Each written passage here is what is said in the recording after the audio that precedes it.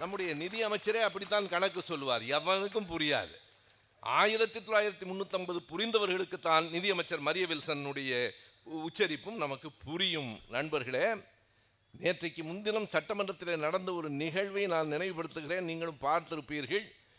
நாங்கள் ஆட்சிக்கு வந்த 3 மாதத்தில் எவ்வளவு கோடி? 15,000 கோடியை சேர்த்து விட்டோம் என்று அவர் சொன்னார். 15,000 கோடியை 3 மாதத்தில் எப்படி சேர்க்க முடியும்? நம்முடைய முன்னாள் நிதியமைச்சர் நம்முடைய தங்கம் தென்னரசு அவர்கள் எழுந்து ஒரு சின்ன கேள்வி தான் கேட்டார். 15,000 கோடி எந்தெந்த அடிப்படையிலே வரவு வந்திருக்கிறது என்று சட்டமன்றத்திலே சொல்ல முடியுமான்னு. அதற்கு நிதியமைச்சர் விளக்கம் சொன்னார். பத்திரப்பதிவுத்துறையிலே இருந்து ஒரு 5,000 கோடி வரக்கூடும், ஆயத்தீர்வையிலிருந்து 1,500 கோடி வரக்கூடும். ஆக அப்போ இதுவரைக்கும் வரலையான்னு கேட்டார். இல்லை, ஒரு எதிர்பார்ப்பு தான், எக்ஸ்பெக்டேஷன். கணக்கு பாருங்க, 15,000 கோடி வரக்கூடும் என்று கணக்கு சொல்லுவதற்கு ஒரு நிதியமைச்சர் நம்முடைய சட்டமன்றத்தில் இருக்கிறார். ஆனால் கேட்ட சில சரியான கேள்விகளுக்கு விடை இல்லை. நம்முடைய சட்டமன்றத்தினுடைய எதிர்க்கட்சி தலைவர் உதயநிதி அவர்கள் ஒரு செய்தியை மிக அழுத்தமாக கேட்டார். நான் சொல்லுவதெல்லாம் புதன்கிழமை நடந்த செய்தியை சொல்லுகிறேன். புதன்கிழமை நடந்த அந்த செய்திக்கு, கவன ஈர்ப்பு தீர்மானத்துக்கு அவைத் தலைவர் திங்கட்கிழமை பேசலாம் என்றார். அப்போது நான் அறிவாலயத்தில் தலைவரோடு தான் இருந்தேன். என்ன இன்றைக்கு கேள்வி கேட்டால் திங்கட்கிழமை என்று சொல்லுகிறாரே என்று. தலைவர் தான் சொன்னார், இல்லை, வியாழன் வெள்ளி சனி ஞாயிறு விடுமுறை அவர்களுக்கு, எனவே திங்கட்கிழமை சொல்லுகிறார் என்று தலைவர் தான் அதற்கு விடை சொன்னார். என்ன கேள்வி என்றால், நீங்கள் அறிவீர்கள், கோவையிலே அமுதன் என்று ஒரு கல்லூரி மாணவன் கொலை செய்யப்பட்டிருக்கிறான். கோவையிலே இருந்து பொள்ளாச்சி போகிற பாதையிலே இருக்கிற ஒரு தனியார் கல்லூரியில் 3ஆம் ஆண்டு பொறியியல் படிக்கிற அமுதன் என்கிற இளைஞன் 20 மாணவர்கள் அல்லது 20 இளைஞர்களால் அடித்தே கொல்லப்பட்டிருக்கிறான். அதில் என்னவெல்லாம் குற்றம் நடந்தது?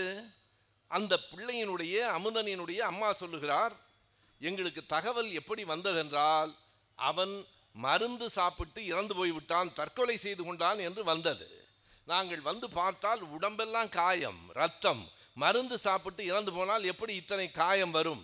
அதற்கு பிறகு சொன்னார்கள், சட்டமன்றத்திலே கூட என்ன சொன்னார்கள் என்றால், இது கோஷ்டி சண்டை.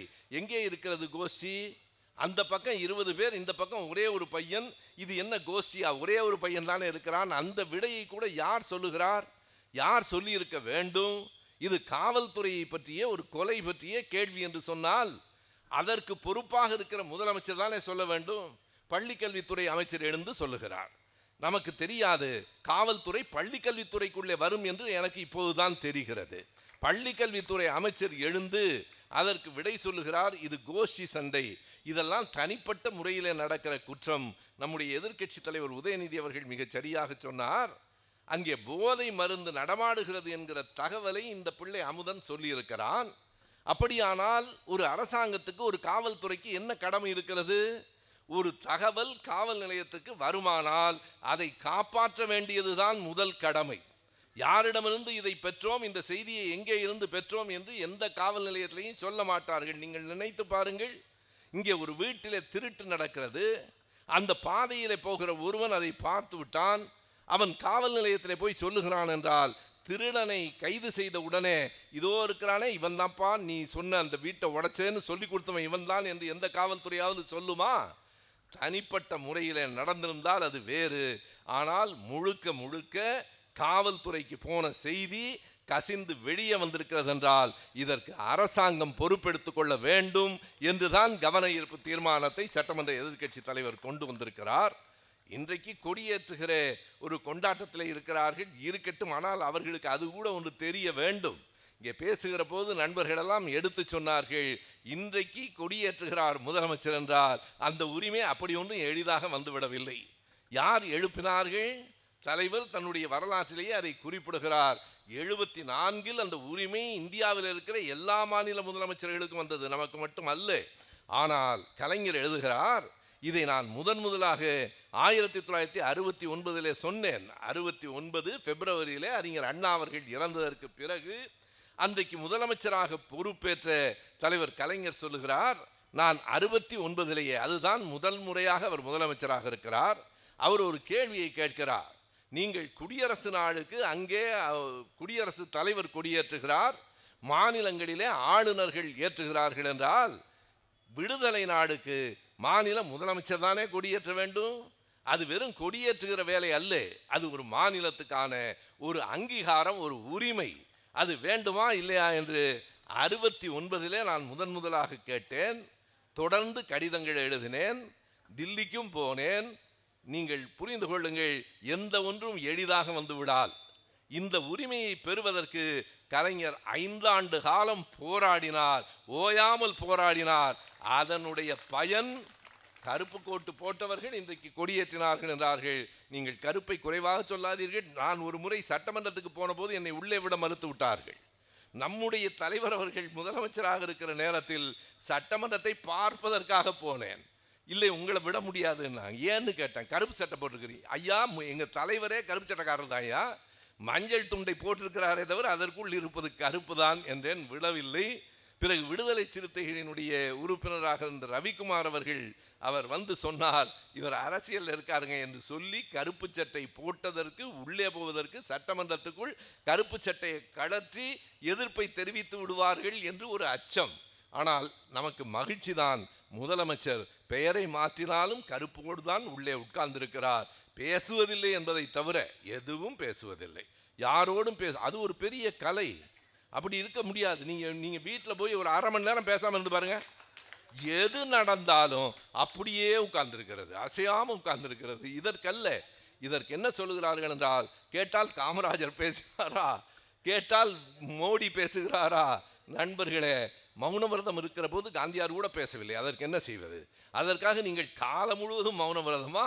நீங்கள் முதலமைச்சராக நான் ஒரு கூட்டத்திலே கூட சொன்னேன், மோடி பேசவில்லை என்றால் அதற்கு ஆணவம் காரணம், விஜய் பேசவில்லை என்றால் அதற்கு அறியாமை காரணம் என்பதை ஒப்புக்கொள்ளுங்கள். வேறொன்றும் அல்ல.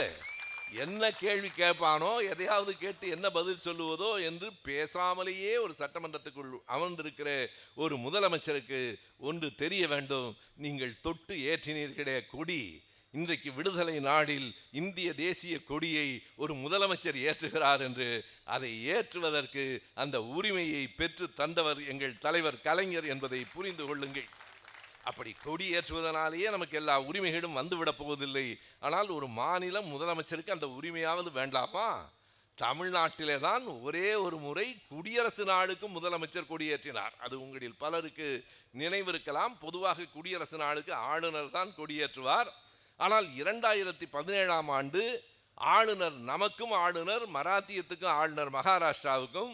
எனவே அவர் அங்கே போய்விட்டார். அப்போது முதலமைச்சராக இருந்த 2017 ஜனவரி 26 முதலமைச்சராக இருந்த ஓபிஎஸ் அவர்கள் தமிழ்நாட்டிலே கொடியேற்றினார். இப்போது அவரும் நம்மோடு தான் இருக்கிறார். எனவே நண்பர்களே, ஓபிஎஸ் அவர்கள் முதலமைச்சராக இருந்தபோது கூட அவ்வளவு பேசவில்லை. இப்போதுதான் சட்டமன்றத்தில் மிகச் சரியாக பல செய்திகளை எடுத்து பேசுகிறார். வேறொன்றும் இல்லை, வரவேண்டிய இடத்துக்கு வந்தால் பேச வேண்டியதை நாம் பேசி விடுவோம், எளிதானது. இந்த மேடையில் பேசுகிற மாதிரி நீங்கள் எண்ணி பாருங்கள். திமுக தான் தொடர்ந்து பொதுக்கூட்டம் நடத்தி கொண்டிருக்கிறது. ஆளுங்கட்சியான தாவேகா ஏன் பொதுக்கூட்டம் நடத்தவில்லை? அவர்களுக்கு அந்த வேலையெல்லாம் தெரியாது. தெரிந்து வைத்துக்கொண்டா வஞ்சகம் செய்கிறார்கள். எங்கேயாவது வந்தால் எழுதி கொடுத்தால் படிப்பார் என்பதை தவிர வேறு எதையும் சொந்தமாக பேசுவதில்லை என்கிற ஒரு கட்சி இருக்கிறது. நல்லது, நாட்டு மக்கள் கவனிக்கட்டும். என்ன மாற்றங்கள் தமிழ்நாட்டிலே நடந்து கொண்டிருக்கின்றன என்பதை மக்கள் புரிந்து கொள்வதற்கு கொஞ்ச நாள் ஆகலாம். ஆனாலும் இன்றைக்கு இருக்கிற இளம் பிள்ளைகள் என்னவென்று தெரியாமல் வாக்களித்துவிட்டு இன்றைக்கு என்ன நடக்கிறது? கொடியேற்றுவதற்கு உரிமையை பெற்று தந்தவர்கள் நாம். கொடியேற்று விழாவில் யாரெல்லாம் சிறப்பு விருந்தினர்கள் என்பதை நாடு கவனித்துக் கொண்டிருக்கிறது. நண்பர்களே, நான் அதற்கு மேல் பேசினால் மாலை இரவே வழக்கு போட்டு விடுவார்கள். முதலமைச்சரை பற்றி பேசலாம், அரசாங்கத்தை பற்றி பேசலாம், ஒருவரை பற்றி மட்டும் பேசவே கூடாது. அவரை பற்றி மட்டும் பேசினார். நான் யார் என்று சொல்லவில்லை, நீங்கள் கைதட்டி என்னை வம்பிலே மாட்டி விடுகிறீர்கள். நான் யார் என்றே சொல்லவில்லை. எனவே இந்த நிலையிலே தான் இந்த நாடு இருக்கிறது. நான் வேடிக்கைக்கு சொல்லுகிறேன், நீங்கள் 1000 வழக்கு போட்டாலும் சந்திப்பதற்கு என்றைக்கும் திமுக கழகத்தவன் தயாராக இருப்பான். நம்முடைய மாவட்ட செயலாளர் அவர்கள் அன்பு கூர்ந்து என்னை அறிமுகப்படுத்துகிற போது சொன்னது மாதிரி 1.5 ஆண்டு காலம் பொடாவில் ஒரு பொதுக்கூட்டத்தில் பேசியதற்காகத்தான் இருந்தேன். வேறு ஒரு காரணமும் இல்லை, ஒரு பயங்கரவாதமும் இல்லை. விடுதலை புலிகளை ஆதரித்து பேசினேன் என்கிற ஒரே ஒரு காரணத்துக்காக 1.5 ஆண்டு காலம் சிறையையும் பார்த்துவிட்டுத்தான் வெளியில் வந்திருக்கிறோம். அந்த சிறையிலும் எனக்கு கிடைத்த பெருமை என்ன என்றால், அப்போதெல்லாம் நான் திமுக காரன் இல்லை, திமுகவை ஆதரித்து பேசியவன் கூட இல்லை. அப்போது நான் சொல்வது 2002 2003 டிசம்பரிலே தான் வெளியிலே வந்தேன். அப்போது நம்முடைய பரிதி இளமெழுதியவர்கள் நம்மோடு இருந்தார், நம் கட்சியில் இருந்தார். சட்டமன்றத்தில் ஒற்றை மனிதனாக இருந்து கொண்டு ஜெயலலிதாவுக்கு எதிராக பேசினார். அப்போது அவரையும் கொண்டு வந்து சிறையிலே அடைத்தார்கள். அவரை பார்ப்பதற்காக வந்த கலைஞர் நான் பொடாவிலே இருந்ததை விட பெரிய மகிழ்ச்சி என்ன என்றால், அந்த காலகட்டத்திலே பரிதி இளமெழுதியை பார்க்க வந்த கலைஞர் அவரை பார்த்துவிட்டு போயிருக்கலாம். பொடாவிலே வீரபாண்டியன் என்று ஒருவர் இருக்கிறாராமே, வரச்சொல் என்று என்னையும் வர வைத்து கலைஞர் அவர்கள் அந்த சிறையிலே பார்த்தாரே. நான் ஜெயலலிதாவுக்கு நன்றி சொல்ல வேண்டும். கலைஞர் என்னை ஒரு கைதியை அழைத்து பார்க்க வைத்ததும் நீங்கள்தான். அந்த வாய்ப்பும் பெருமையும் எனக்கு முதலில் சிறையில் தான் கிட்டியது. எல்லாவற்றையும் சந்திப்போம். நம்முடைய மாவட்ட செயலாளர் அவர்கள் சொன்னது போல, வீழ்வோம் என நினைத்தாயா என்கிற கேள்வியை முன்வைத்து விடைபெறுகிறேன். நன்றி, வணக்கம்.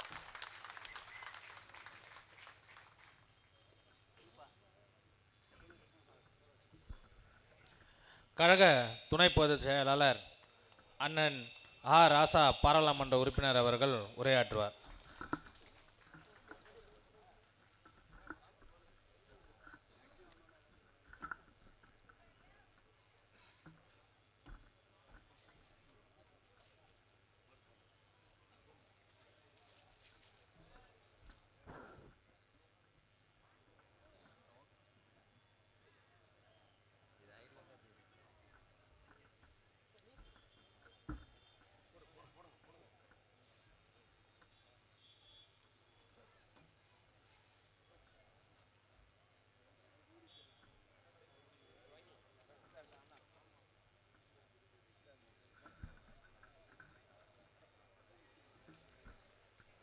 சென்னை கிழக்கு மாவட்ட திராவிட முன்னேற்றக் கழகத்தின் சார்பில் தலைவர் கலைஞர் அவர்களுக்கு தமிழ்நாடு உயர்ந்தது அவர் கையால், சரித்திரம் மலர்ந்தது அவர் மையால் என்கின்ற தலைப்பில் நடைபெறுகின்ற இந்த 5வது அமர்விற்கு தலைமை பொறுப்பினை ஏற்றிருக்கின்ற, உங்களின் நன்மதிப்பை பெற்றிருக்கின்ற, எதிர்காலத்தில் நல்லதொரு மக்கள் தலைவராக இந்த மாவட்டத்தில் வளர இருக்கின்ற அன்பிற்குரிய வழக்கறிஞர் தம்பி கிருஷ்ணகுமார் அவர்களே,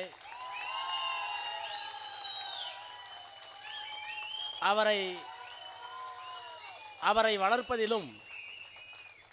வளர்ப்பதிலும் வார்த்தெடுப்பதிலும் சீரிய முயற்சியை தொடர்ந்து வழங்கி கொண்டிருக்கின்ற மதிப்பிற்குரிய மாவட்ட கழகத்தினுடைய செயலாளர், சட்டப்பேரவை உறுப்பினர், மேனாள் அமைச்சர், அன்பிற்குரிய சகோதரர் பி.கே. சேகர்பாபு அவர்களே, வணக்கத்திற்குரிய மாநகரத்தினுடைய மேயர் பிரியா ராஜன் அவர்களே, என்னோடு நாடாளுமன்றத்தில் மிகச்சிறப்பாக மக்கள் பணியை, நாடாளுமன்ற பணியை தலைவர் அவருடைய மன நிறைவுக்கு ஏற்ப நடத்தி கொண்டிருக்கின்ற எனது ஆறுவீர் சகோதரர் கலாநிதி வீராசாமி அவர்களே, முன்னாள் இந்த தொகுதியினுடைய சட்டப்பேரவை உறுப்பினர் அன்பு சகோதரர் தாயகம் கவி அவர்களே, இந்த தொகுதியிலே போட்டியிட்டு வெற்றி வாய்ப்பை இழந்திருந்தாலும் தலைமை கழகத்தின் தலைவனுடைய நல்ல நம்பிக்கையை பெற்றிருக்கின்ற அன்பிற்குரிய முன்னாள் சட்டப்பேரவை உறுப்பினர் சகோதரர் ரவிச்சந்திரன் அவர்களே, கழகத்தினுடைய ஆற்றல் மிக்க பேச்சாளர், வழக்கறிஞர், நாடெங்கும் தொலைக்காட்சியில் தன்னுடைய வாதத்திறமையால் புகழ் பெற்றிருக்கின்ற அருமை தம்பி தமிழன் பிரசன்னா அவர்களே, கழகத்தினுடைய இந்த பகுதியினுடைய நிர்வாகிகள் அன்பிற்குரிய சகோதரர்கள் தமிழ்வேந்தன் அவர்களே, சாமிக்கண் அவர்களே, அவர்களோடு இணைந்து பணியாற்றுகின்ற அன்பிற்குரிய ராஜன், ஆறுமுகம், ருத்ரமூர்த்தி, இசட்டபோய், டீகா உள்ளிட்ட பரிமலா, சுரேஷ் பாபு உள்ளிட்ட நண்பர்களே, கழகத்தினுடைய பல்வேறு பொறுப்புகளில் இருந்து பணியாற்றுகின்ற சரிதா மகேஷ்குமார், சாமி நாகப்பன், எழிலன், புனிதவதி எத்திராசன், சரவணன் உள்ளிட்ட முன்னணி தலகர்த்தர்களே, ராஜேஸ்வரி சுதா, ராஜா முகமது உள்ளிட்ட கழகத்தினுடைய ஏனைய நிர்வாகிகளே, எனக்கு முன்னால் நல்லதொரு உரையை நிகழ்த்தி இருக்கின்ற கழகத்தினுடைய செய்தி தொடர்பு துணை செயலாளர், வளர்ந்து வருகின்ற நாடறிந்த நல்ல பேச்சாளர் அன்பிற்குரிய தம்பி சூர்யா கிருஷ்ணமூர்த்தி அவர்களே, நாங்களெல்லாம் அரசியலில் அமைச்சர் பெருமக்களாக இருந்தாலும் கூட 6 முறை நாடாளுமன்றத்திலே பணியாற்றினாலும் கூட என்னையெல்லாம் ஒரு கருத்துப்பூர்வமாக, கொள்கை ரீதியாக, தத்துவர்த்தியாக வார்த்தெடுத்த ஒரு 5 பேரில் இவருக்கும் தலையாய இடம் இருக்கிறது என்று சொல்லத்தக்க அளவில் என்னுடைய பெருமதிப்பிற்கும் பேரன்பிற்கும் உரிய பேராசிரியர் சுபவி அவர்களே, நன்றி உரை நிகழ்த்த இருக்கின்ற அன்பிற்குரிய வட்டக்கழகத்தினுடைய செயலாளர் புஷ்பராஜ் அவர்களே, மேடையிலே வீற்றிருக்கின்ற கழகத்தினுடைய பல்வேறு பொறுப்புகளில் பணியாற்றுகின்ற நண்பர்களே, இளைஞரணி, மாணவரணி, மகளிரணி உள்ளிட்ட பல்வேறு அணிகளுடைய பொறுப்பாளர்களே, வருகை தந்திருக்கின்ற பெரியோர்களே, தாய்மார்களே, பத்திரிகையாளர்களே, உங்கள் அனைவருக்கும் வணக்கம். தலைவர் கலைஞரவருடைய பிறந்தநாள் விழாவிற்கு தமிழ்நாடு மெங்கும் எல்லா மாவட்ட கழகத்தின் சார்பிலும், வட்டக்கழகத்தின் சார்பிலும், ஒன்றிய கழகத்தின் சார்பிலும், அணிகளின் சார்பிலும் பல்வேறு விழாக்கள் நடத்தப்படுவது இயல்பு. இன்னும் சொன்னால் திராவிட முன்னேற்ற கழகத்திற்கென்று சில நாட்கள் விழாக்களாக மாறும். தந்தை பெரியார் பிறந்த நாள், பேரறிஞர் அண்ணா பிறந்த நாள், கழகம் பிறந்த நாள், இத்தனையும் செப்டம்பர் மாதத்திலே வருகின்ற காரணத்தினால் மதங்களாலும் சாதிகளாலும் பிரிந்து கிடக்கிற எல்லா மதத்தினருக்கும் வெவ்வேறு நாள் சிறப்புக்குரிய நாள் என்றாலும் கூட, மாதங்கள் சிறப்புக்குரியது என்று சொன்னாலும் கூட, மார்கழி மாதம் வைணவர்களுக்கு சிறப்பான மாதம், மகத்தான மாதம் என்று சொன்னால், டிசம்பர் மாதம் கிறித்தவர்களுக்கு சிறப்பான மாதம் என்று சொன்னால், ரமலான் மாதம் இஸ்லாமியர்களுக்கு சிறப்பான மாதம், மகத்தான மாதம் என்றால், மதங்களாலும் சாதிகளாலும் பிரிந்து கிடக்கிற தமிழர்கள் கொண்டாடுகின்ற ஒரு நாளாக முப்பெரும் விழாவை பெரியார், அண்ணா, கழகம் பிறந்த அந்த நாளை கொண்டாடுகின்ற வழக்கத்தை நாம் கொண்டாடி கொண்டு வருகிறோம். அதே போல கலைஞர் பிறந்த நாள், நம்முடைய அன்பு தலைவர் இன்றைக்கு முத்துவேல் கருணாநிதி ஸ்டாலின் என்கின்ற அந்த மாமனிதர், அவருடைய பிறந்த நாள் இளைஞர் எழுச்சி நாளாக கொண்டாடப்பட்டு அதையும் தொடர்ந்து கொண்டாடி கொண்டிருக்கிறோம். ஆனால் எதிலேயும் புதுமை செய்கின்ற புதுமை வித்தகராக இருக்கிற நம்முடைய சேகர் பாபு அவர்கள் கலைஞர் நினைவு நாளையும் இப்படிப்பட்ட ஒரு கொள்கை வார்ப்படமாக எடுக்க வேண்டும் என்கின்ற புதிய முயற்சியை கழகத்தில் எடுத்திருக்கிறார்கள். கருப்பு சட்டை போடுவோம், அமைதி ஊர்வலம் போடுவோம், அன்றைக்கு அவருடைய புகழை வீட்டிலே பேசி கொண்டிருப்போம். அவருடைய நிறைவான வாழ்க்கை வெறும் அமைதி ஊர்வலத்தோடு நின்றுவிடக்கூடாது, அறிவார்ந்த ஒரு சமூகத்திற்கு செய்யக்கூடிய ஒரு மிகப்பெரிய அறிவு பணியாக இருக்க வேண்டும் என்கின்ற அந்த உணர்வோடு சேகர்பாபு அவர்கள் எடுத்திருக்கின்ற இந்த முன்னெடுப்பிற்காக அவரை நான் பாராட்டுகிறேன். அவரோடு இணைந்திருக்கின்ற அனைத்து மாவட்ட கழகத்தினுடைய நிர்வாகிகளுக்கும் பொறுப்பாளர்களுக்கும் என்னுடைய சிறப்பான நன்றியை, நான் வாழ்த்துக்களை இந்த நேரத்திலே தெரிவித்துக் கொள்ள விரும்புகிறேன். எனக்கு முன்னாலே நம்முடைய பேராசிரியர்களும் தம்பி கிருஷ்ணமூர்த்தி அவர்களும் நல்ல கருத்துக்களை எல்லாம் இங்கே சொல்லி கலைஞருடைய புகழை பாடியிருக்கிறார்கள். இந்த தலைப்பை பார்த்தேன், தமிழ்நாடு உயர்ந்தது அவர் கையால், சரித்திரம் மலர்ந்தது அவர் மையால். நிகழ்ச்சி நடத்துவது மட்டுமல்ல, அதற்கு பெயர் சூட்டுவதிலும் கூட சேகர்பாபுக்கு இணையாக இன்னொருவர் திராவிட முன்னேற்ற கழகத்தில் இல்லை. நான் அவர் இங்கே பேசினார், அப்போது சுபவீடத்தில் நான் சொன்னேன், இது எதுக்கு வீணான வேலை, நம்ம 3 பேர்த்தையும் கூப்பிட்டுட்டு இவரே நல்லா பேசுகிறார், இன்னொரு 20 நிமிஷம் பேசினா கூட்டம் முடிஞ்சிருக்கும். நீங்களும் நல்லா தான் கேட்டீங்க, அவரும் நல்லா தான் பதில் சொல்கிறார். அவருடைய பேச்சு அணுகுமுறையை கூட இன்னும் திராவிட முன்னேற்ற கழகத்தில் அவர் இன்னும் ஒரு சொற்பொழிவாராக தன்னை இணைத்து கொண்டு 1 மணி நேரம் பேசக்கூடிய அளவிற்கு அவருக்கு எல்லா தகுதியும் இருக்கிறது. ஆனால் ஏதோ ஒரு காரணத்தினால் ஒரு மாவட்டத்துக்குள்ளேயே தன்னை சுருக்கிக் கொள்ள வேண்டும் என்கின்ற அந்த செயல் வடிவத்தோடு அவர் இங்கே இருக்கிறார். அவருடைய உரையும் நாம் கேட்டோம். ஏற்கனவே மணி 9 ஆகிவிட்டது. இப்பெல்லாம் 20 நிமிஷத்துக்கு மேலே 25 நிமிஷத்துக்கு மேலே கேட்குற சக்தி நம்ம ஆளுங்களுக்கு இல்லை. பேசி பேசி வளர்ந்த இயக்கம். அண்ணா அரை மணி நேரம் 1 மணி நேரம் நாடாளுமன்றத்திலே சட்டமன்றத்திலே பேசினால் அவர் என்ன பேசுகிறார் என்பதை அன்றைக்கு வாட்ஸ்அப் இல்லை, நேரலை இல்லை. ஆனால் அதை தெரிந்து கொள்வதற்கு இளைஞர்கள் மூளை முடுக்கெல்லாம் உட்கார்ந்திருப்பார்கள். அண்ணா நாடாளுமன்றத்திலே பேசினார், அவர் பேசுவது வெளியே வருவதற்கு 2 நாட்கள் 3 நாட்கள் ஆகும். ஆனால் அது எதிரே வரும், திராவிட நாட்டிலே வருமா, முரசொலியிலே வருமா, நம் நாட்டிலே வருமா, தந்தியிலே வருமா என்று அன்றைக்கு இளைஞர்கள் காத்து கொண்டிருந்த காலம். கலைஞர் என்ன பேசுகிறார் என்பதற்காக 50 கிலோமீட்டர் 20 கிலோமீட்டர் சைக்கிளில் போன காலம். இப்படி அறிவார்ந்த பேச்சாளர்கள் இருந்து வளர்ந்த ஒரு இயக்கம் நாடாண்டு. அதற்கு பின்னாலே இன்றைக்கு ஒரு புதிய உத்தியை நம்முடைய பேராசிரியர் சொன்னார். பேசி பேசி வளர்ந்த சட்டமன்றத்தில் பேசாமலேயே ஒரு முதலமைச்சர் வந்து விட்டதால் நீங்கள்லாம் அதுக்கு அடிமையாகி இவ்வளோ நேரம் ஏன் பேசுகிறீங்களேன்னு கேட்டுருவீங்களோன்னு எங்களுக்கு பயமாக இருக்குது. ஏன்னா ரொம்ப நேரம் இனிமேல் உட்கார முடியாது. ஏன்னா முதலமைச்சர் எப்படி இருக்காரு அப்படி தான் இனிமேல் ஆகும். என்றாலும் கூட திராவிட முன்னேற்றத்துக்கு சில தனித்த பண்புகள் இருக்கிறது. இங்கே எல்லாம் பேசுனாங்க கலைஞருடைய புகழை. இந்த தலைப்பை பார்த்த பிறகு எனக்கு ஒரு கோணம் தோன்றியது. தமிழ்நாடு உயர்ந்தது அவர் கையால். தமிழ்நாடு நீங்கள் சுதந்திரத்திற்கு பிறகு முழு இந்தியாவையும் காங்கிரஸ் கட்சி தான் ஆண்டது. இங்கே சொன்னார் நம்முடைய சூர்யா சொன்னார், வந்தே மாதரம் பாடல். வந்தே மாதரம் பாடல்ங்கிறது பக்கிம் சாட்டர்ஜி என்கிற ஒருவரால் எழுதப்பட்ட பாடல். ஆனந்த மடம் என்கின்ற ஒரு நாவல் வங்காளத்தில். அந்த நாவலில் என்ன அடிப்படை நாதம் என்று சொன்னால், இந்துக்களாகிய நமக்குத்தான் இந்த நாடு சொந்தம், இஸ்லாமியர்கள் கேவலமானவர்கள், விரசமானவர்கள், விபச்சாரியின் பிள்ளைகள், அவர்களை நெருங்க விடக்கூடாது, அவர்களை துரத்த வேண்டும் இந்த நாட்டை விட்டு என்பது அந்த கதையினுடைய சுருக்கம்.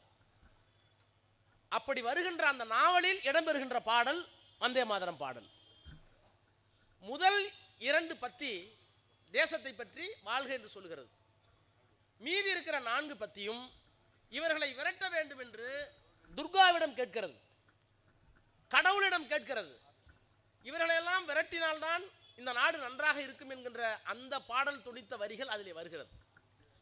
இதை பாடக்கூடாது என்று 1910 அப்போது இருந்த எதிர்ப்பு கொஞ்சம் கொஞ்சமாக பேசி மகாத்மா காந்தி, ஜவஹர்லால் நேரு, வல்லபாய் பட்டேல், ராஜேந்திர பிரசாத், ரவீந்திரநாத் தாகூர், ஷியாமா பிரசாத் முகர்ஜி என்கின்ற இந்து மதத்தினுடைய தலைவர், புருஷோத்தம தாந்தன் என்கின்ற இந்து மகா சபையினுடைய நிறுவனர் தலைவர், இவர்கள் எல்லோரும் சேர்ந்து ஆம், இந்துக்களும் இஸ்லாமியர்களும் கிறிஸ்தவர்களும் இருக்கிற இந்த நாட்டில் மத சண்டைகளை தவிர்க்க வேண்டுமானால் இந்த 4 பத்திகளையும் நீக்கிவிட்டுத்தான் பாட வேண்டும் என்று சொல்லி முடிவினை காங்கிரஸ் கமிட்டியிலே எடுத்து, நான் ஏன் காங்கிரஸ் கமிட்டின்னு சொல்கிறேன்னா, அன்றைக்கு இருந்த காங்கிரஸ் கமிட்டி தான் அரசியல் நிர்ணய சபைக்கு முழுமையாக போன கமிட்டி.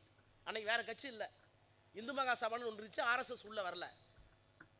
காங்கிரஸ் எடுத்த முடிவைத்தான் அரசியல் நிர்ணய சபை கொண்டு போனாங்க. அரசியல் நிர்ணய சபையில் தான் இந்தியாவினுடைய அரசியல் சட்டம் உருவாக்கப்பட்டது. இன்றைக்கு நமக்கு கொடுக்கப்பட்டிருக்கிற எல்லா உரிமைகளும் எங்கே பேசப்பட்டது? அங்கே பேசப்பட்டது. இந்தியாவில் எத்தனை மதம், எத்தனை சாதி, எத்தனை மொழி, எத்தனை பண்பாடு. நான் கட்டிருக்கிற வேட்டி டெல்லியில் இல்லை, ராஜஸ்தானில் வச்சிருக்கிற தலப்பா நம்மள்கிட்ட இல்லை. வெவ்வேறு மாநிலங்களுக்கு வெவ்வேறு உடை, மொழி, கலாச்சாரம், பண்பாடு, இத்தனை வேற்றுமைகளையும் உள்ளடக்கி நாம் எல்லோரும் ஒரு சட்டகத்தின் கீழ் ஒரு நாட்டு மக்களாக வாழ வேண்டும் என்றால் அதற்கு ஒரே ஒரு காரணம். இந்த மேடையில் யார் யார் எந்தெந்த சாதி, எதிரே இருக்கிற எந்தெந்த மொழி பேசுகிறீர்கள், தெலுங்கு பேசுகிற 4 பேர் இருக்கலாம், கன்னடம் பேசுகிறவங்க 4 பேர் இருக்கலாம், வெவ்வேறு சாதி. ஆனால் இவ்வளவு அமைதியாக 2 மணி நேரம் இந்த கூட்டம் நடைபெறுகிறது என்றால் அதற்கு காரணம் அரசியல் சட்டம், அரசியல் சட்டம், அரசியல் சட்டம். அந்த அரசியல் சட்டத்தில் எல்லா உரிமையும் இருக்குது. தாழ்த்தப்பட்டவருக்கு என்ன உரிமை, பிற்படுத்தப்பட்டவனுக்கு என்ன உரிமை, நாடாளுமன்றத்துக்கு என்ன வரம்பு, உயர்நீதிமன்றத்துக்கு என்ன வரம்பு, உச்சநீதிமன்றத்துக்கு, பஞ்சாயத்துக்கு என்ன வரம்பு, மேயர் பிரியாவுக்கு என்ன வரம்பு, எல்லாம் இருக்குது. இத்தனையும் 3 ஆண்டு காலம் உட்கார்ந்து எழுதுனாங்க அரசியல் நிர்ணய சபையில். அந்த அரசியல் நிர்ணய சபையில் வந்தே மாதரம் பாடல் முழுமையாக பாடக்கூடாது, 2 வரிகள் தான் பாட வேண்டும் என்று சொல்லி முடிவெடுத்தார்கள். அது அரசியல் நிர்ணய சபையிலேயே 24 ஜனவரி 1950 எடுத்தது. 1950 ஜனவரி மாதம் 29ஆம் தேதி ஜனகணமான பாடல் தேசிய கீதத்திற்கு இணையாக தேசிய பாடலாக இந்த பாடலுக்கு உரிமை வழங்கலாம், தகுதி வழங்கலாம். எங்க முடிவெடுத்தாங்க? அரசியல் நிர்ணய சபையில். எத்தனை பத்திக்கு? 2 பத்திக்கு கொடுத்தது மட்டுமல்ல, அரசியல் நிர்ணய சபையை தொடக்க காலத்தில் இந்த 2 ஸ்டான்ஸை தான் பாடியிருக்காங்க. எல்லா சட்டத்தையும் எழுதி முடித்து விட்டு கடைசி நாள் இருக்குல்ல, இந்த நாள் தான். இந்த 24/1/1950 தான் இதுக்கு இந்த ஸ்டேட்டஸ் கொடுக்குறாங்க. வந்தே மாதரம் தேசிய பாடல், ஜனகணமதி தேசிய கீதம், ஒன்று நேஷனல் ஆந்தம், இன்னொன்று நேஷனல் சாங். இதை கொடுத்து விட்டு அங்கே பாடப்பட்டது யாருன்னா, பாடப்பட்டது எதுனா 2 ஸ்டான்ஸா தான். ஆனால் இதே தேதியை போட்டு சட்டம் கொண்டு வருகிறார்கள். 24/1/1950 ஜனகணமதி பாடலுக்கு இணையாக தேசிய பாடல் வந்தே மாதரமும் அரசியல் நிர்ணய சபையால் ஒப்புக்கொள்ளப்பட்டதால் அதை கட்டாயமாக பாட வேண்டும். பாடாவிட்டால் 2 ஆண்டு சிறை தண்டனை. சட்டம் வருது, முழுசா பாடணும்னு. நான் அன்று இரவு படித்தேன். அரசியல் சட்டத்தில் எங்கே நிர்ணய சபையில் எங்கே சொல்லப்பட்டிருக்கு? ஒருவேளை எல்லா ஸ்டான்ஸும் பாடணும்னு சொல்லியிருக்காங்க. அப்பதான் கண்டுபிடிச்சேன், இல்லை, அங்கே பாடப்பட்டது முதல் 2 சரணங்கள் தான். அதில் எந்த மத வேற்றுமையும் துவேஷமும் இல்லை. அது மட்டும்தான் அனுமதிக்கப்பட்டது. அது மட்டும்தான் அரசியல் நிர்ணய சபையில் ஏற்றுக்கொள்ளப்பட்டது. அரசியல் நிர்ணய சபையில் ஏற்றுக்கொள்ளப்படாத 4 பத்திகளை ஏற்றுக்கொள்ளதாக பொய் சொல்லி மோசடி சொல்லி அந்த சட்டத்தை கொண்டு வந்தார்கள். அன்று இரவே நான் ஒரு திருத்தத்தை கொடுத்தேன். என்ன திருத்தம்? வந்தே மாதரம் பாடுறதுல எங்களுக்கு ஆட்சேபம் இல்லை. ஆனால் அரசியல் நிர்ணய சபையில் என்ன பாடினார்களோ, எதை தவிர்த்தார்களோ அதை மட்டும்தான் பாட வேண்டும் திருத்தம் கொடுத்தேன். பிஜேபி இதை எதிர்பார்க்கல, பதறி போனார்கள். அப்படியா என்று அவர்களே தேடினார்கள். தெரிந்து கொண்டதற்கு பிறகு ஆகா திமுக கண்டுபிடித்து விட்டது என்று அன்றைக்கு அஜெண்டாவிலே இல்லை. அந்த பில்லை கொண்டு வர வேண்டிய அவசியமே இல்லை. 3 மணிக்கு கொண்டு வந்து என்னை கூப்பிட்டு உங்கள் அமெண்ட்மெண்ட்டை